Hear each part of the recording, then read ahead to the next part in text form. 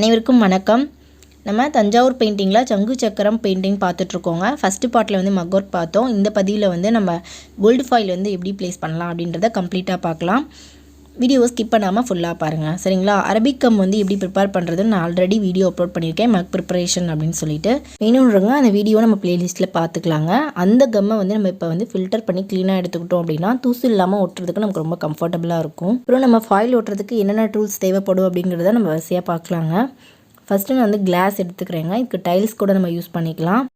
Class அப்புறம் pen நீஃப் வந்து எடுத்துக்கலாம். இந்த மாதிரி பென் நீஃப் வந்து எடுத்துட்டோம் அப்படின்னா நம்ம ஃபாயில் கட் பண்ணி கரெக்டாக ஃபினிஷிங்காக எடுக்கிறதுக்கு நமக்கு ரொம்ப கம்ஃபர்டபுளாக இருக்கும். இது வந்து மிஷினில் தையல் பிரிக்கிற வந்து நீடிலுங்க. இந்த நீடில் பார்த்திங்க அப்படின்னா ஷார்ப்பாக இருக்காது. இந்த பால் பாயிண்ட் பென்னோட டிப் அளவுக்கு வந்து ஈக்குவலாக இருக்கும். அதை விட இன்னும் கொஞ்சம் வந்து நீல வந்து கொஞ்சம் ஷார்ப்பாக தெரியுங்க. இந்த நீடில் இல்லைன்னா அதுக்கு பதிலாக பென் வந்து யூஸ் பண்ணிக்கலாம். அதாவது இங்க் வந்து தீந்து போன எழுதாத பென் வந்து யூஸ் பண்ணிக்கலாங்க. அடுத்தது பார்த்தோம் அப்படின்னா இது வந்து டாட்டர் டூலுங்க. இது வந்து டாட் பெயிண்டிங்காக யூஸ் பண்ணுவோம், நெயில் ஆர்ட்டுக்காக யூஸ் பண்ணுவோம். அந்த டூலில் இருக்கக்கூடிய ஒரு பாயிண்டர் வந்து எடுத்துக்கலாங்க. அப்புறம் ப்ரஷ் கம் எடுக்கிறதுக்காக வந்து நமக்கு ஒரு பெரிய சைஸ் ப்ரஷ் வந்து எடுத்துக்கலாம். அதாவது 4, 5, 6 இந்த மாதிரி நம்பர் உள்ள ஒரு ப்ரஷ் எடுத்துக்கலாம். அப்புறம் கம் நம்ம ஃபில்டர் பண்ணி வச்சா அந்த அரபிக் கம் எடுத்துக்கலாம். கோல்டு ஃபாயில் எடுத்துக்கலாங்க.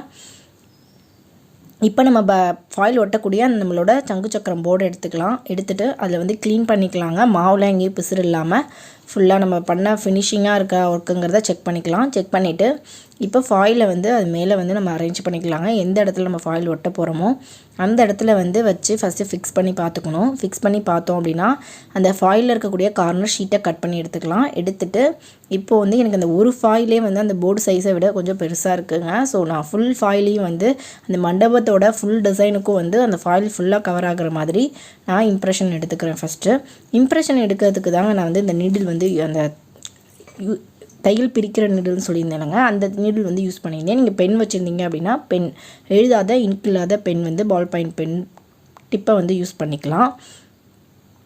இந்த மாதிரி அந்த கார்னர் டிசைன்லாம் வந்து ஃபஸ்ட்டு கிளாத்தில் கொடுத்து இம்ப்ரெஷன் கொடுத்துட்டு அந்த இம்ப்ரெஷன் எண்டாகிற இடத்துல வந்து நம்ம கண்ணுக்கு தெரிய ஆரம்பிச்சிடும். அந்த இடத்துல இந்த மாதிரி அந்த பாயிண்ட்டை வச்சு நம்ம லைன் போட்டுட்டோம் அப்படின்னா நமக்கு எடுத்து கட் பண்ணுறப்ப ரொம்ப ஈஸியாக இருக்கும். இல்லைனா நமக்கு வந்து கரெக்டாக ஐடென்டிஃபை பண்ண முடியாது. இந்த இடத்துல இருக்கா அந்த இடத்துல இருக்கான்னு கொஞ்சம் ஃபாயில் வந்து முன்ன பின்ன கூட குறைய வந்துடும்.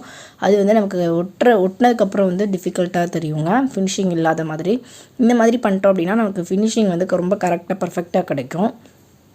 இப்போ நம்ம அந்த கட் பண்ணக்கூடிய எல்லா இடத்துலையும் லைன் போட்டுட்டு இப்போ வந்து நம்ம அதை கட் பண்ணிக்கலாம். கட் பண்ணி எடுத்துட்டோம் அப்படின்னா அப்படியே அந்த ஃபாயிலை வந்து அது மேலே கம் அப்ளை பண்ணிவிட்டு ஃபிக்ஸ் பண்ணிடலாங்க. இப்போ ஃபஸ்ட்டு நான் கட் பண்ணி எடுத்துக்கிறேன். அவுட்டர் எக்ஸ்ட்ராவை கட் பண்ணி எடுத்துகிட்டு இப்போ அந்த கிளாஸ் எடுத்துருந்தோம் இல்லைங்களா, அந்த கிளாஸ் மேலே வச்சுட்டு இப்போ அந்த பாயிண்டர் பென் இருக்குங்களா, அது வந்து ரொம்ப ஷார்ப்பாக இருக்கணும். எனக்கு அது ஷார்ப் கம்மியாக இருக்கிறதுனால நான் புது பிளேடு வந்து மாற்றிக்கிறேன். புதுசு மாற்றிட்டு நம்ம வந்து அந்த ஷார்ப் பாயிண்ட் வந்து ரொம்ப ஷார்ப்பாக இருக்கணும். அது முன்னையாக இருந்ததுன்னா ஃபாயிலை வந்து ஃபுல்லாக சும்மா எடுத்துக்கிட்டு அப்படியே சுருட்டி வந்துடும் ஃபாயிலு. ஸோ நம்மளால் ஃபைனாக வந்து கட் பண்ண முடியாது. நம்ம இப்போ புது பிளேட் போட்டுட்டு நம்ம இப்போ கட் பண்ணிக்கலாம். இந்த மாதிரி அழகாக நம்ம பெனில் எழுதுகிற மாதிரியே இதில் வந்து கட் பண்ண முடியுங்க. அதுக்காக தான் இதுக்கு பேர் வந்து பென் நீஃப்னு சொல்லுவாங்க. இந்த மாதிரி கட் பண்ணி எடுத்துக்கலாம்.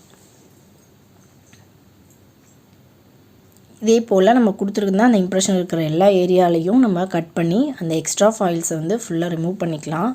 ரிமூவ் பண்ணிவிட்டு பார்த்தோம் அப்படின்னா நமக்கு வந்து அந்த மண்டபத்தோட ஃபுல் ஷேப்பும் வந்து நமக்கு கிடச்சிருச்சுங்க. இப்போ வந்து பேக் சைடு வந்து நம்ம கம் அப்ளை பண்ணிக்கலாம். இப்போ வந்து நம்ம ப்ரஷ் எடுத்து வந்து அப்ளை பண்ணிக்கலாங்க. கீழே டேரெக்டாக நம்ம வச்சு பண்ணுறோன்னா அந்த இடத்துல வந்து பிசுன்னு திரும்ப நம்ம ஃபாயில் வச்சு யூஸ் பண்ண முடியாது. ஸோ நம்ம தனியாக ஒரு ஸ்பேஸ் வந்து ஒன்று பேப்பர் போட்டுக்கலாம், இல்லைனா இந்த மாதிரி போர்டு போட்டுக்கிட்டால் நமக்கு ரொம்ப பெஸ்ட்டுங்க. பேப்பர் கூட வந்து ஃபாயிலில் திரும்ப அட்டாச் ஆகி ஒட்டிக்கும். ஸோ நம்ம மாதிரி ஒரு யூஸ் பண்ணாத ஒரு போர்டோ இல்லை யூஸ் பண்ணாத நோட்டோ இந்த மாதிரி கீழே வச்சுட்டு அது மேலே வந்து வச்சு கம் அப்ளை பண்ணிக்கலாம். அப்ளை பண்ணிவிட்டு எடுத்து நம்ம கரெக்டாக அந்த கட் பண்ண இம்ப்ரெஷன் மேலேயே வச்சு திரும்பவும் நம்ம கிளாத்து அந்த பனியன் கிளாத் வந்து ரொம்ப சாஃப்டான கிளாத்தாக இருக்கணுங்க. ரொம்ப சாஃப்டாக காட்டன் வேஸ்ட்டில் வரக்கூடிய அந்த பனியன் கிளாத்தாக இருந்தால் ரொம்பவே நமக்கு வந்து வசதியாக இருக்கும். அந்த மாதிரி இருக்க ஒரு கிளாத்தை கொடுத்து இது போல் கரெக்டாக அது வந்து எங்கேயும் மூவ் ஆகாமல் நம்ம எடுத்த இம்ப்ரெஷன் மேலேயே கரெக்டாக அந்த டிசைன் மேலே செட் ஆகுற மாதிரி வச்சு செக் பண்ணி பார்த்து நம்ம வந்து இம்ப்ரெஷன் கொடுத்து அமுக்கிக்கலாங்க. இது மாதிரி ஒரு ப்ரெஸ் கொடுத்ததுக்கப்புறம் நம்ம என்ன பண்ண போகிறோம் அப்படின்னா ஃபுல்லாக ப்ரெஸ் பண்ணிக்கலாம் எல்லா ஏரியாலையும். இந்த மாதிரி நம்ம ப்ரெஸ் கொடுத்ததுக்கப்புறம் நமக்கு என்ன தெரியும், எந்தெந்த டிசைன்லாம் இருக்குது எந்த இடத்துலங்கிறது நம்ம கண்ணுக்கு நல்லா தெரிய ஆரம்பிச்சிடும். இதுக்கப்புறமா நம்ம வச்சுருந்த அந்த டாட்டர் டூல் இருக்குங்களா, டாட் டூல், அந்த டூலை வச்சுட்டு நம்ம அந்த டிசைன்ஸோட கேப்லலாம் வந்து நல்லா ப்ரெஸ் பண்ணி விட்டுக்கலாம். ரொம்ப அழுத்தி பண்ணக்கூடாது. நம்ம அந்த நீடில் யூஸ் பண்ணுறப்பையும் சரி, இந்த டாட்டர் யூஸ் பண்ணுறப்பையும் சரி, நம்ம கொஞ்சம் ஜென்டலாக வந்து அதை ப்ரெஸ் பண்ணி எடுக்கணுங்க. அந்த போல் எடுத்துட்டோம்னா டிசைன் வந்து நம்ம கண்ணுக்கு நல்லா தெரிய ஆரம்பிச்சிடும். இதே போலயே உள்ளே இருக்கிற சங்கு சக்கரம் ரெண்டுக்குமே வந்து நம்ம இம்ப்ரெஷன் எடுத்து கட் பண்ணிக்கலாம். சக்கரம் வந்து ரொம்ப சின்னதாக இருக்கிறதுனால நான் ஃபாயிலில் கம் ஓட்ட ரொம்ப கம்ஃபர்டபுளாக இல்லை. நிறைய கட்டிங் வந்து அந்த பீஸில் இருக்குது. ஸோ நான் வந்து போர்டில் வந்து கம் அப்ளை பண்ணிவிட்டு அதை வந்து நான் ப்ளேஸ் பண்ணிவிட்டு நல்லா அதில் மண்டபத்தில் பண்ண அதே ப்ராசஸை வந்து ரிப்பீட் பண்ணிக்கலாங்க. இம்ப்ரெஷன் கொடுத்துட்டு கிளாத்தில் கொடுத்துட்டு டாட்டரில் வச்சு நம்ம எடுத்துக்கலாம். அதே போல் சக்கரத்துக்கும் நம்ம ரெடி பண்ணிக்கலாம். இப்போ மண்டபத்தில் எடுத்து அந்த பீஸ் ஃபாயிலை வச்சே நான் வந்து அவங்களோட அந்த மனைப்பகுதிக்கும் வந்து நான் கொடுத்துக்கிறேன். அந்த மனைப்பகுதி, அந்த சங்கு சக்கரம் ப்ளேஸ் ஆகிருக்கிற அந்த மனைப்பகுதிக்கும் இதே போல் இம்ப்ரெஷன் கொடுத்துட்டு நம்ம டிசைனை வந்து டாட்டர் வச்சு எடுத்துக்கலாம் ப்ரெஸ் பண்ணி. இதோட நமக்கு ஃபாயில் ஒர்க் வந்து கம்ப்ளீட் ஆகிடுச்சுங்க. இப்போது நம்ம ஃபாயில் மேலே வந்து லைனிங் கொடுக்க ஆரம்பிக்கலாம். லைனிங் கொடுத்துட்டோம் அப்படின்னா அடுத்தது நமக்கு கலரிங்க்கு வந்து போர்டு ரெடி ஆகிடும். அப்புறம் டேரெக்டாக நம்ம கலர் ப்ராசஸ்க்கு போயிடலாம். இப்போ வந்து நம்ம லைனிங் கொடுத்துக்கலாம். பாருங்கள் எந்த அளவுக்கு வந்து இம்ப்ரெஷன் வெளியே வந்திருக்குன்னு. நான் வந்து ரொம்ப சின்ன போர்டு அப்படின்றதுனால ரொம்ப ஹைட்டான அளவுலலாம் மாவு வந்து கொடுக்கல. மக்கு கொடுத்துருந்ததே ரொம்ப ஃப்ளாட்டாக வந்து ரொம்ப ஓவர்லோடு பண்ணாமல் ரொம்ப மைல்டாக தான் கொடுத்துருந்தேன் ஒர்க்கு. நீங்கள் மக் ஒர்க் வீடியோவில் பார்த்துருந்தீங்கன்னா உங்களுக்கு தெரிஞ்சிருக்கும். அதனால் இந்த டாட்டர் டூல் வந்து இதில் கண்டிப்பாக அவசியமாக தேவைப்பட்டதுங்க. அந்த இம்ப்ரெஷன் கொடுத்தா தான் வந்து டிசைன் நல்லா தெரிஞ்சுது.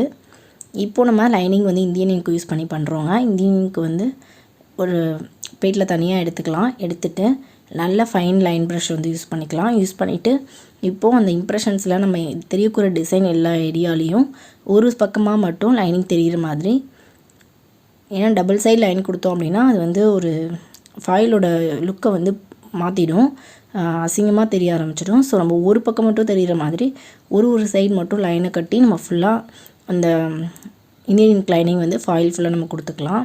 இப்போது அந்த பில்லர்லாம் வந்து செப்பரேட் பண்ணி காட்டிக்கலாம். மண்டபத்தோட மேல் பகுதியிலலாம் வந்து நான் டபுள் லைன் கொடுத்து செப்பரேட் பண்ணிக்கிறேன். அதே போல் நம்ம ஃபுல்லாக நம்ம கவர் பண்ணிக்கலாங்க.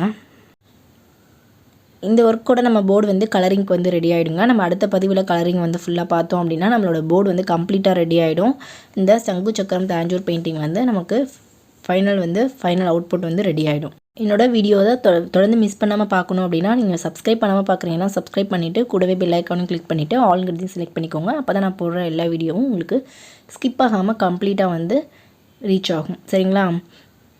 உங்களுக்கு வீடியோ பிடிச்சிருக்கு அப்படின்னா மறக்காமல் ஒரு லைக் கொடுங்க. நீங்கள் வேறு ஏதாவது சொல்லணும்னு நினச்சிங்கன்னா உங்களோட ஃபீட்பேக்கை கமெண்ட் பாக்ஸில் பதிவு பண்ணுங்கள். நான் வந்து கண்டிப்பாக பார்ப்பேன். தொடர்ந்து நம்ம அடுத்த பதிவில் சந்திக்கலாம். நன்றி.